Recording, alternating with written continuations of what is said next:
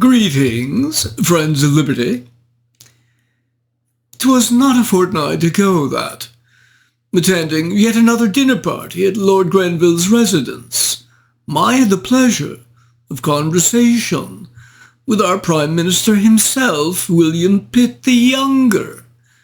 Pitt, understandably, given my somewhat extravagant public persona, does, I imagine, suspect that a greater intelligence lies beneath. And as a result of his unexpressed confidence in me, we have often jested and exchanged witticisms of all kinds. Now, although we English are much obliged for having a Prime Minister capable of wit, even more valuable is having one who, having seen our national debt approaching £250 million, following the expenses of those Hessian mercenaries, and much else besides, during the American Wars of Independence, has greatly relieved our anxiety by drawing the debt down to £170 million presently. He did this by creating a sinking fund, so that interest could work on our behalf, and also by reducing the height of tariffs on many commonly consumed items, such as wine, tea, tobacco, and spirits, thus motivating merchants to stop smuggling, and thus by this measure increasing customs revenues by £2 million a year. Such common sense that was. So much so that it reminded me straight away of that pamphlet by former Englishman Thomas Paine, written with the self-same title in 1776 to such great acclaim, and which pamphlet resides at present in my library, not far from Locke's 2 treatises of government. Now, despite, or precisely because, the Prime Minister was known to have written a writ of arrest for Monsieur Paine not a year ago, causing him to flee to the land of garlic baguettes, I ventured to remark to Pitt that his policy of debt reduction entailed a great deal of common sense, upon which the Prime Minister, directly comprehending my meaning, laughed with great gusto, which display is unusual for him. Now, if we turn from the superb economic performance of our present Prime Minister, this de facto head of state, to those heads of state found in your own 21st century in North America, we find a book today on precisely whether the former President of the United States, Donald Trump, and his economic policies were good or bad for the American economy and, more broadly, the nation. Our guide for this whirlwind tour is none other than President Ronald Reagan's head of the Office of Management and Budget, David Stockman. Stockman has an intimate acquaintanceship with the economic policies of the Donald, having written no less than 4 books on the subject. In this, his latest, Trump's War on Capitalism, he arraigns the former president for a multiplicity of economic crimes, bringing him to task time and again for what he regards as his gross economic mismanagement. Let's examine the edifice of economic argument Stockman has built around the former president and then see if we can find any cracks in it. The first story of his edifice is Trump's desire for a Fed policy of low interest rates, the resulting inflation that occurred during and after COVID, and Trump's indifference towards the increase in the national debt, Trump's general fiscal profligacy. Stockman's basic argument is that to deal with the economy, A, Trump wanted and agreed with an easy money and low interest rate policy by the Federal Reserve. He's specifically saying the USA should always be paying the lowest rate. B, did Trump want the government to save money or spend money? Spend money. Lots of it. As Stockman says, the truth is the Donald lit the inflationary flame upon which the Biden Dems have poured a goodly amount of additional kerosene. C. And so he blames Trump, for example, for increased infrastructure spending, which he convincingly shows that America doesn't need its roads and bridges overall being in good shape, with the bridges that might need some repair being local bridges in places like Iowa, Oklahoma, and Missouri. These thinly populated town and country states have a grand total of 118,000 bridges, and the overwhelming bulk of the 600,000 so-called bridges in America are so little used that they are more often crossed by dogs, cows, skunks, and tractors than they are by passenger motorists. So his complaint is that Trump wasted money on infrastructure spending. The second story of Stockman's edifice is the way that Trump specifically dealt with COVID-19. As he says, Trump's original sin was his wholehearted embrace of the 2 weeks to flatten the curve scheme. The Donald was constitutionally incapable of resisting the sweeping implementation and indefinite extension of Fauci's 2 weeks ploy. And once Trump caved on COVID, then he went right along with the big government solution of more than $6 trillion of COVID relief bailouts, $5 trillion of balance sheet of expansion at the Fed, and hundreds of billions of government-ordered payment moratoriums for students, renters, mortgage borrowers, and other debtors. Stockman points out on COVID how, A, there were many contrarian physicians like Sunetra Gupta and Jay Bhattacharya that Trump could have turned to get a dissenting point of view, but he didn't. He was too intellectually lazy, with disastrous consequences for the country. B. Trump didn't grasp that the best way to deal with the virus was not to quarantine the young people, but only the elderly, who were vastly more vulnerable. Stockman argues that Trump should have known this early on, since, for example, among Israelis under 50, by May 2020, no one had died from COVID who didn't have comorbidities. C. The most successful approach, measured by excess deaths among European countries at least, was that of Sweden. And what did Trump say of Sweden? Sweden is paying heavily for its decision not to lock down. As of today, 2,462 people have died there, a much higher number than the neighboring countries.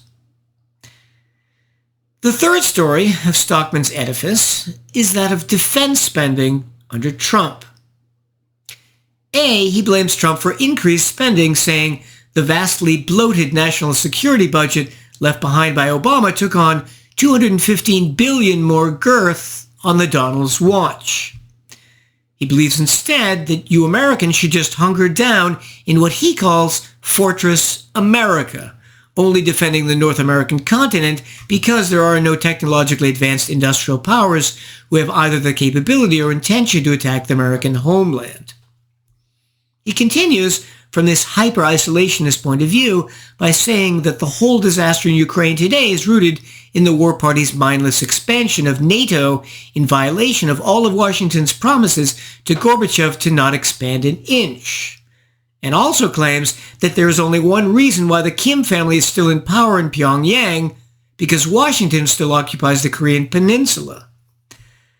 I'm glad Stockman wasn't Secretary of State under Reagan. Moving to the fourth story of the edifice, immigration policy. Stockman argues that, on the southern border, Washington's perverse and outmoded immigration quota regime and the so-called war on drugs are the real underlying causes of the bedlam, human deprivation, family separations, and lawlessness rampant there. B, his solution is direct. Allow employers to meet potential workers at the border and hire them there. In other words, a large-scale guest worker program in lieu of today's crazy quilt labyrinth of family, occupational, and asylum-based immigration quotas. C, he claims that at the federal level, theoretically, for the most part, immigrants are prevented from getting welfare benefits for 5 years, although in practice there are still numerous federal and local exceptions which make the system overall hard to evaluate. D, he recommends to immigrants a clear explanation that until they work and pay federal taxes for 10 years, they will not be eligible for a dime of public welfare. In other words, Washington needs to build a sturdy statutory wall around federal welfare in lieu of the Donald's useless $40 billion physical wall. I would wholeheartedly agree. E, he admits that because the U.S. doesn't allow low-cost immigrant labor to enter the country, U.S. factories naturally often offshore their facilities to take advantage of this, or instead they invest in robotics to eliminate human workers. He gives an example of a machine used in fast food restaurants that can fry chicken tenders for an estimated $2,000 per month, breaking down to about $3 per hour. F. Contrary to Trump's claim that immigrants are often criminals, the reality is that native-born young men, ages 18 to 39 years, commit crimes at 2 to 3 times higher rates than immigrants. G. He rightly points out how the drug war is a horrible waste of money and increases crime greatly. H. Finally, he points out that without immigration in the past, America today would be a much smaller and much less capable country. Simply from 1965 on, without immigration, the U.S. would only have about 250 million people today instead of the 330 million it has. In addition, since the public debt will exceed 100 trillion by mid-century, the U.S. needs every young, able-bodied non-criminal human it can lay its hands on. Moving to the fifth story, he talks about the increasingly worrying problem of public and private debt. He argues, A, a true MAGA policy would have reversed the Fed's long-standing war on savers by dramatically higher, normalized interest rates, while at the same time getting the U.S. Treasury out of the bond pits by balancing the federal budget. B, the $1.7 trillion of total public and private debt outstanding on the eve of Nixon's dollar default in August 1971 rose to $10.7 trillion upon Greenspan's arrival at the Fed in August 1987. It then reached $50 trillion in late 2007, stood at $66 trillion when Donald was sworn in, and $95 trillion at present. Total public and private debt outstanding and growing. The sixth story is that of inequality, which he argues has been vastly and unjustly increased by the Fed, with Trump to blame because he too went right along with all these inequality-increasing Fed policies, such as inflation. So, for example, A, on the eve of Greenspan money-pumping era in 1989, the net worth of the top 1% was about $4.9 trillion, while the bottom 50% held about $800 billion of net worth. So about 6 to 1, top 1% to bottom 50%. But over the next quarter century, the top 1% had gained 35 times more net worth than the bottom 50% of households, owing to the Fed's relentless flooding of Wall Street with easy money. And thus, he argues, vastly increasing unjust inequality. B, he also blames Trump for cutting taxes without cutting spending, saying there is no mystery as to where the overwhelming share of the increased after-tax cash flow from the Trump GOP tax cuts went, namely to monumental levels of stock buybacks and dividend payments, which he says benefited the rich unequally. His seventh story is that of Trump's trade wars. Trump, for example, had said the United States has an $800 billion yearly trade deficit because of our very stupid trade deals and policies. Our jobs and wealth are being given to other countries that have taken advantage of us for years. They laugh at what fools our leaders have been.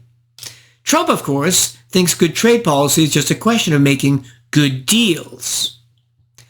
Stockman's view on this issue is different. He says that, A, the Fed, again, by its policy of lowering interest rates and thus increasing inflation, has, by also inflating American wages, made them less competitive internationally and also motivated American consumers to buy more stuff because they can't make any interest on their savings.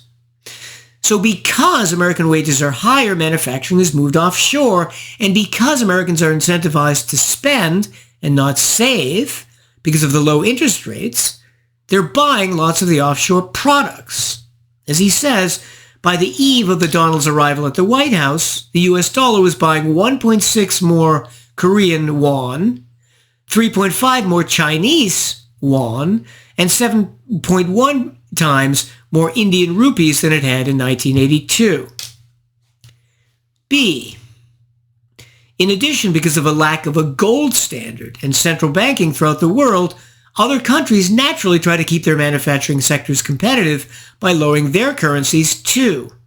As he says, in short, Greenspan and his heirs exported the bad money disease to central bank printing presses all over the world. C. He implies that if America were on a gold standard, general price deflation would occur, which would make American workers more competitive.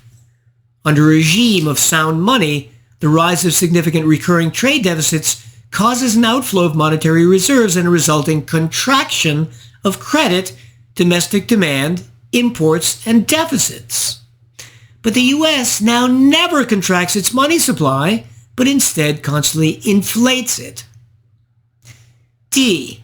He argues that Trump's tariffs only made things worse because A. They raised the price for Chinese goods by 20%. B. Also allowed China's competitors, not subject to the tariff, to raise their prices. And C. American manufacturing only recovered to a minuscule degree from this anyway. He concludes the book and his brief against Trump by saying, the current roadblock to fixing the Fed, and therefore fixing the American economy and restoring sustainable prosperity, is that the Conservative Party in America has come under the thrall of a dangerous protectionist, status bully, and monetary quack. Unless he is sent to the showers decisively, there is literally no hope for an outcome that does not end in financial, fiscal, and economic disaster. Now let's see how many cracks we can find in Stockman's edifice. Firstly, if we want to analyze Trump and his policies, we need to do two things. A, compare Trump with other presidential candidates and potential rivals. And B, judge him according to whether his policies economically and politically could have been improved upon. So both comparative and absolute. A basic problem with Stockman's approach is that it ignores the long-term trends in many of these issues.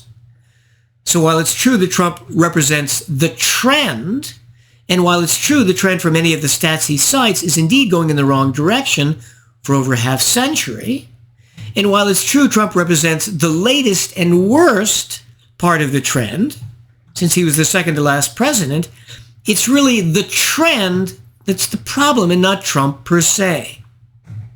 So for example, A, with issues like public and private indebtedness, it's only gotten even worse under Biden. They both represent the same thing. So in terms of running deficits, it's going to be a close-run thing whether during Biden's term he won't actually increase the national debt more than Trump did. And if he doesn't, it won't be by much. B, what Stockman constantly ignores throughout the whole book is the uniqueness of the pandemic, it being essentially a once-in-a-century phenomenon, and how if it hadn't been for that, Trump would not have been unusual by the stats he gives. Now, it's true that Trump shouldn't have implemented society-wide lockdowns, and that individual institutions should have been free to respond to the vulnerability of their respective populations, with gyms being open and nursing homes closed. A targeted approach would have been the best by far. But the reality is that almost all Western countries did the wrong things because they didn't choose institutional freedom, but instead left COVID decisions to the state. And so comparatively, Trump was just the same as most of the heads of other states of other countries in their coercive approach. In fact, among U.S. leaders, he was probably instinctively more opposed to lockdowns since he had no ability to use his mind to make a good case against universal lockdowns. To come to an independent judgment, he completely failed here as president. Just like Obama, he thought mistakenly, he always assumed he was the smartest man in the room. And like Biden, he didn't realize the value of personal, institutional, and societal freedom in dealing with the pandemic. See, in addition, Stockman's thesis about the loss of American manufacturing probably has to be significantly qualified. And that's because if we look at the history of worldwide manufacturing over the last 2 centuries, we always see either one of two things. A, the lowest cost workers migrating to countries that have manufacturing, or B, if the workers can't move, the manufacturing migrating to or starting in those low-cost countries. So the U.S. will no longer, for many items, be a manufacturing powerhouse unless it lets in lots of low-wage workers from other countries. It used to do that for over a century, and so it was a manufacturing powerhouse. But since that hasn't been happening lately, the manufacturing for those items will unquestionably occur in other countries, like Mexico, China, Vietnam, and India. The Fed's easy money policy might exacerbate that basic dynamic, but it's not going to significantly change it. There are other factors too, like union power and high tax rates that damage American manufacturing. D, regarding pure foreign policy. Do you recognize this tune? Dun da da da da da da da da dun dun da da da dun da da da dun. Looney Tunes. That's Stockman's foreign policy. A, the fiction that NATO was to blame for Russia invading Ukraine. B, the abandonment of Taiwan. And C, the construction of a fortress America, where America abandons all its allies, lets them fend for themselves against Russia, China, and Iran, and decommissions all its carrier battle groups. This is pure hyper-isolationism. So it's no wonder that the Looney Tunes character RFK Jr. wrote the foreword to this book.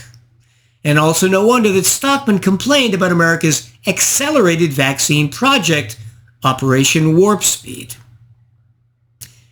E. Stockman ignores a number of things that were marginally better under Trump. A. He fought woke policy at the federal level, whereas Biden, the hair sniffer, loves the fact that the whole educational system wants to create woke children. B. Trump opposed green policies in energy production and elsewhere, which was far better than Sleepy Joe has done. He taking his marching orders on this from Greta, AOC, and the far left. C. Trump opposed Iran, killing General Soleimani, whereas Biden has fled like a coward from Afghanistan and done little to oppose Iran, instead wanting to make treaties with them instead of bombing their nuclear facilities and oil ports to rubble. And D, Trump probably would have supported Israel more than Biden is presently doing or going to do. So comparatively, one can argue that overall, Trump 2016-2020 and his policies was marginally better than any Democrat would have been, comparatively. Now, at the same time, if we judge Trump not by comparing his policies to Biden, but instead by whether they were good for America, Stockman in many instances hits the nail on the head. A, the Fed is highly destructive and Trump only cheered it on in its destructive work. B, Trump's trade policies made zero sense and overall resulted in a net loss to America. So, for example, by putting a huge tariff on low-cost Chinese steel, subsidized by the Chinese taxpayer, he prevented American manufacturers from using that below-market price steel in many different ways, which hurt America and many American producers.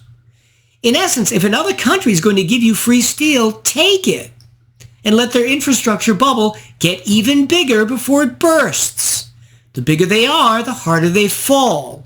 Trump on this was clueless. C, Stockman's probably right that the Fed has increased inequality unjustly by bailing out Goldman Sachs and all the others in 2008, and by Trump's tax cuts. But at least on the tax cuts, someone got money back from the government, which is more than Biden would ever think of doing for normal people. So throwing all those positives and negatives together, I would give this a B, B+. Hoping that all you Americans have at least 10% of your net worth in gold and silver, for that financial day of judgment soon approaching when the US dollar will be worth a fraction of its present value, I bid you well and remain the Scarlet Pimpernel.